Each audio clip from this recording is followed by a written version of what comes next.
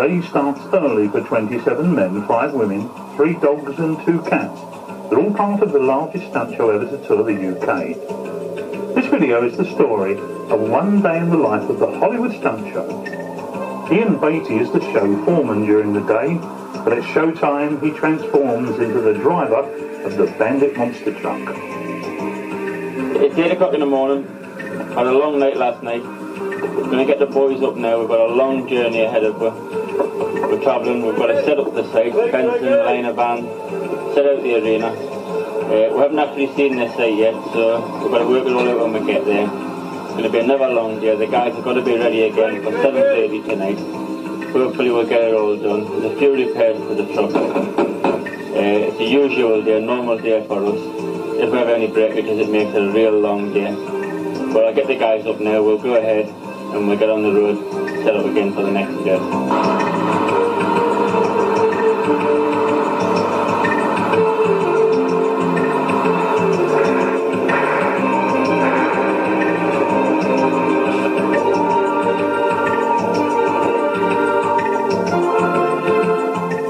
The show works at a new venue each day, 7 days a week.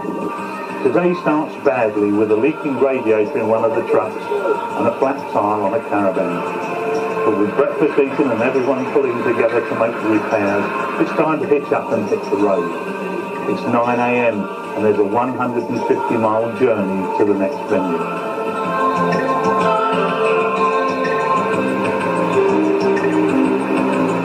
With 7 articulated lorries, 10 vans and cars towing caravans, the 2-wheel truck and the human cannonball truck, all painted in the show's corporate livery, they can't be missed as they crisscross the countryside each day.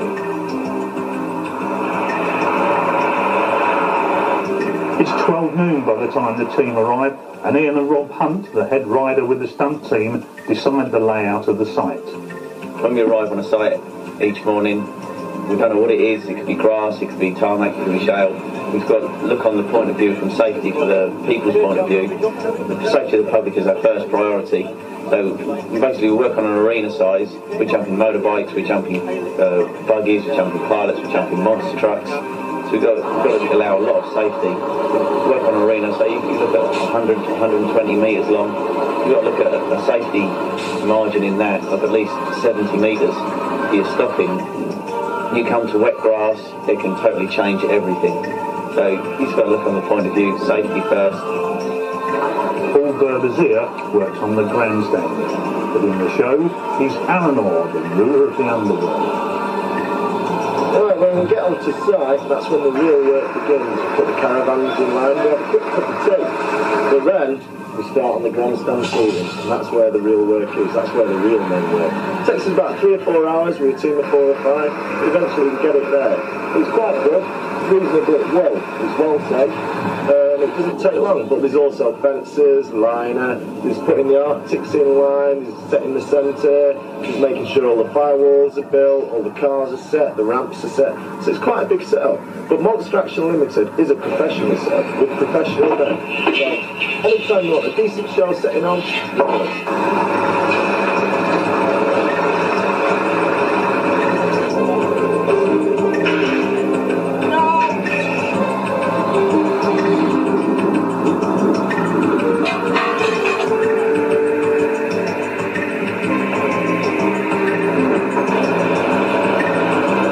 It's 1:30 and the caterers arrive.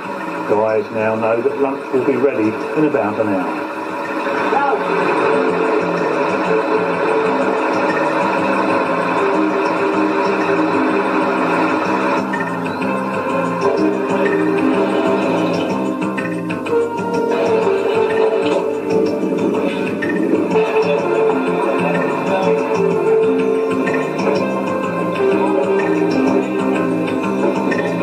Monster Action Limited.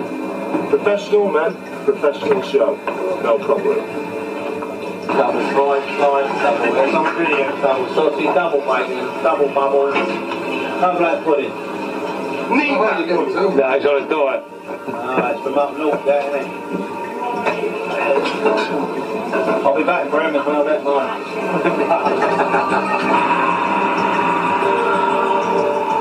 Goliath Goliath and the Bandit are the only monster trucks in the UK.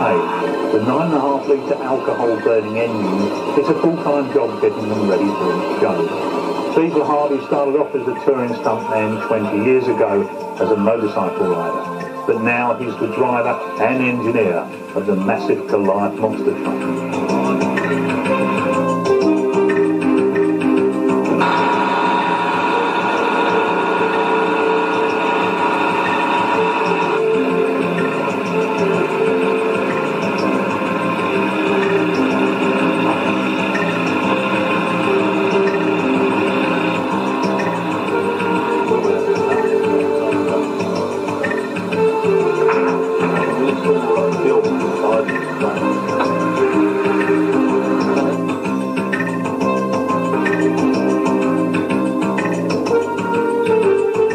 When the team arrived only 4 hours ago, the site was a car park on a windy hill. But now it's been transformed into a huge show arena with the human cannonball, the Bandit and the Goliath, the Vorian Transformer, two-wheel driving truck, a 300-seater grandstand, fences and catering. All it needs now is an audience, and they're due to arrive in only 2 hours' time.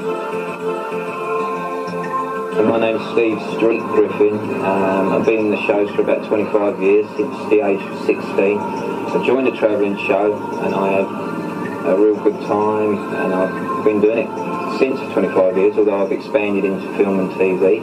I've been a really lucky boy, and I've been lucky to do some good films like Golden Eye, Tomorrow Never Dies, Braveheart, Titanic. But it's always been my dream to put on a real good show, especially for Britain, although we do tour the world. And I believe I've got a really good show now, the Hollywood Stunt Show. I've brought a lot of the good boys together from different shows to form one really good show, and I think this is the result. Right now, ladies and gentlemen, it's showtime. And there he goes. Ladies and gentlemen, will you please put your hands together and welcome the team, the Hollywood Hell Stunt team, and our Coca.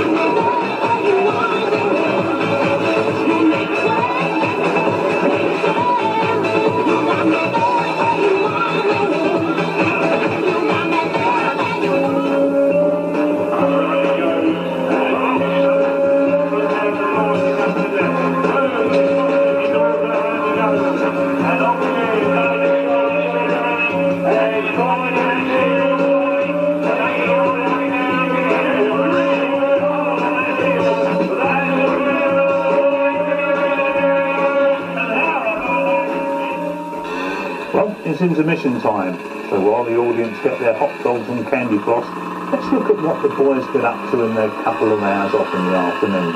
Let's start with crocodile wrestling.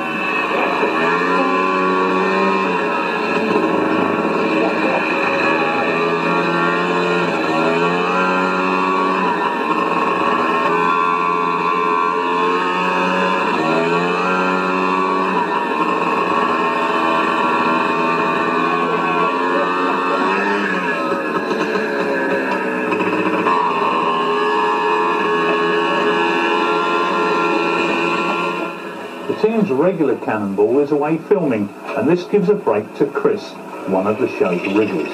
He receives expert tuition from Carol, who has performed the stunt over 1,000 times. Is that a scratch there? I can't see it.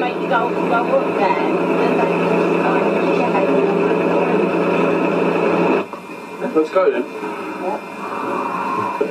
I need longer.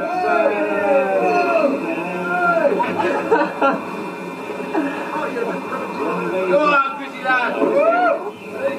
5, 4, 3, 2, 1.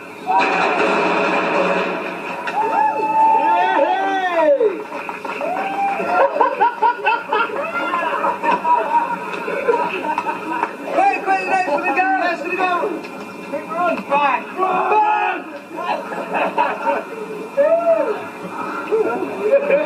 How's that, mate? A show at Southampton Docks gives the boys a chance to cool off. Just watch out for Chris with his nosedive into the water.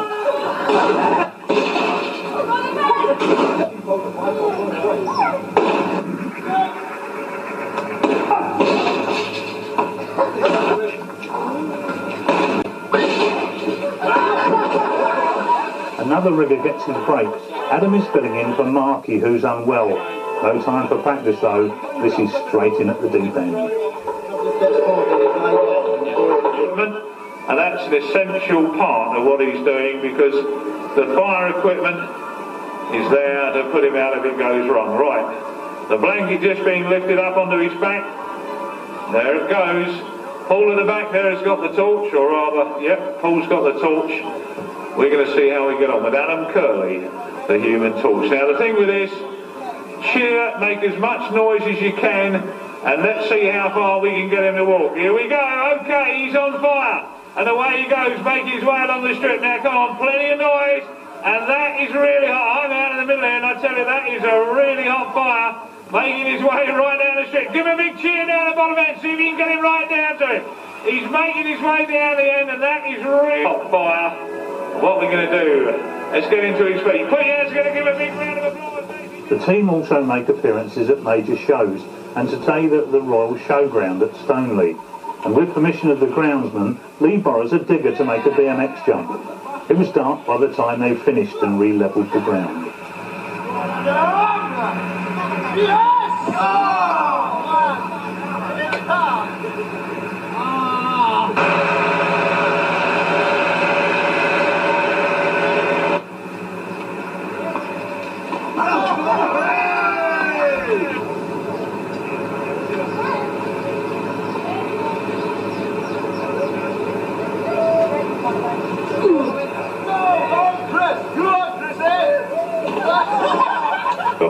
He's too sensible. He will. This time they didn't have to make the mound. Someone had already done it for them.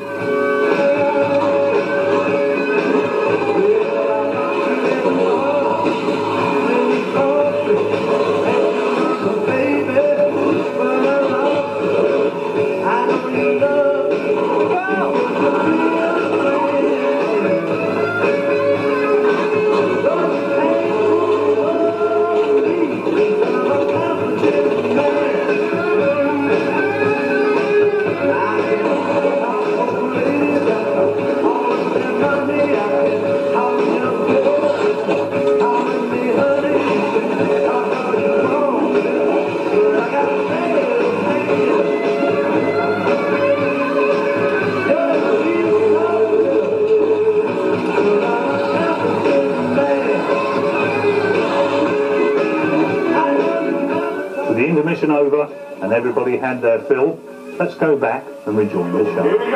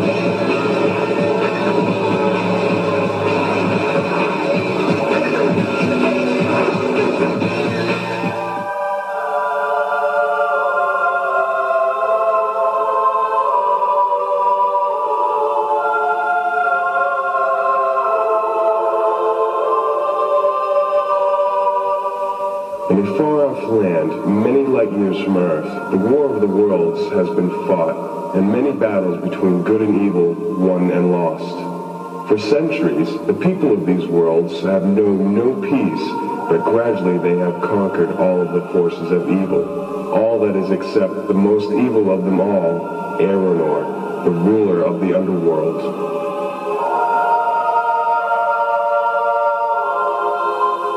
In fear of his life, Aeronor traveled through time and space, and now he is here.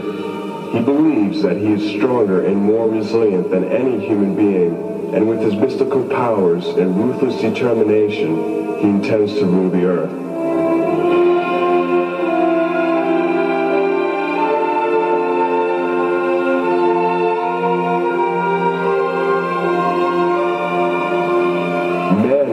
For some time that Aeronor was coming, and has secretly employed the top experts in robotics, armaments, and biotechnics to create a creature that is part man, part machine.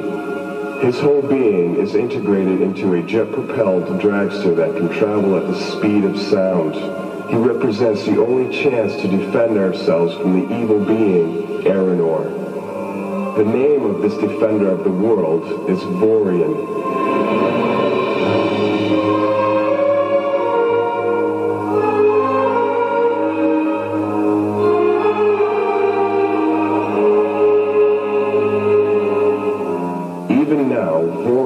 Using his satellite tracking system, searching the four corners of the earth, looking for his quarry. The latest news we have is that Aeronor is close by and may even try to hide amongst you. Keep your eyes open for him.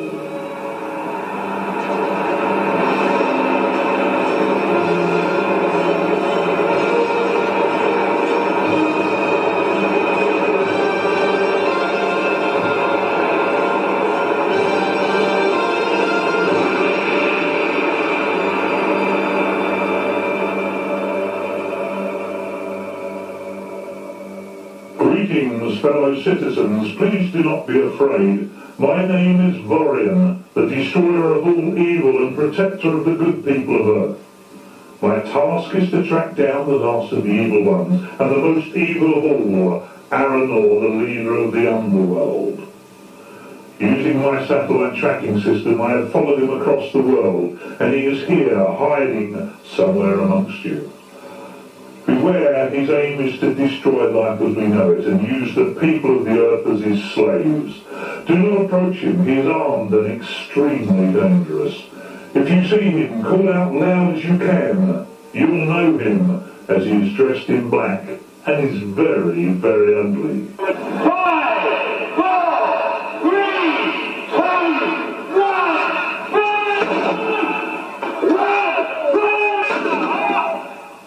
oh dear. I think we got to do it. Oh, he's out. Oh, he didn't look too well. What's wrong? He's got a headache. Would you like a paracetamol? Where are you going? You going home?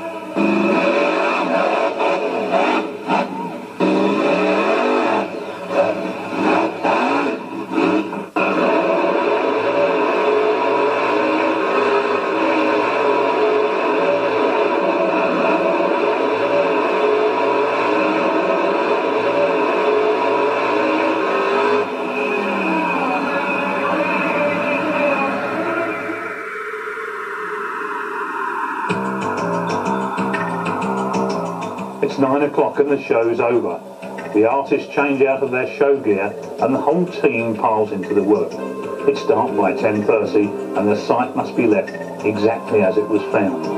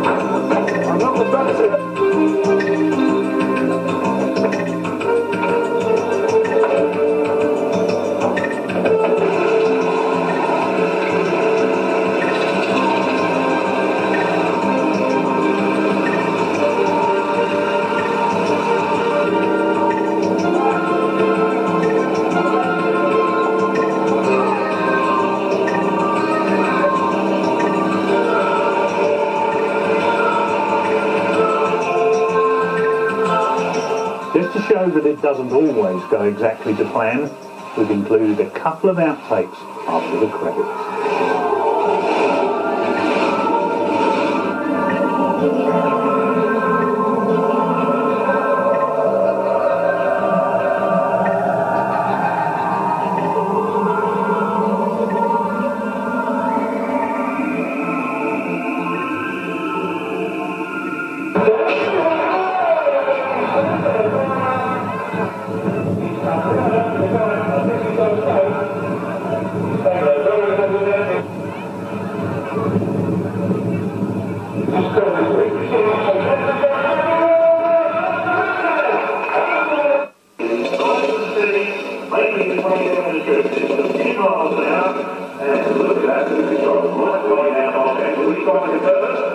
Yeah,